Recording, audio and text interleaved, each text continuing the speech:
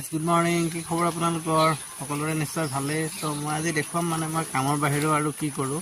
বলক আমাৰ বাৰীখনলৈ লৈ যাওঁ আপোনালোকক তাতে দেখুৱাম কিছে এয়া তামোলৰ পুলি এইটো মানে এবছৰীয়া এইটো এবছৰ হৈছে লগোৱাত আৰু এয়া এইখিনি 2 বছৰ হৈছে ইয়াতে আপোনাৰ 300 মান আছে পুলি 300 পুলি আছে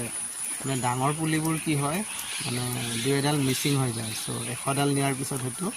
98 95 এনেকৈ থাকে বাকি 5ডাল মান আপোনাৰ গৰমৰ বা পানীৰ অভাৱত মৰি যায় সো এনেকুৱা সাইজৰটো মানে নমৰে 100% নিয়ে সেইটাই হৈ যায় এতিয়ালৈকে 150 মান বিক্ৰী হৈ গ'ল 150 পুলি আৰু দেখুৱাম বলক এয়া দেখিছে ইয়াত প্ৰায় 100 পুলি আছে এতিয়া এটো বহুত মানে উখ হৈ গ'ল এটো অৰ্ডাৰ আছিলে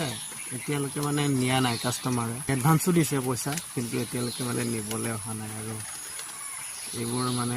কামৰ বাহিৰেও সৰু সুৰা কিবা এটা কৰি থাকো মানে ধন্যবাদ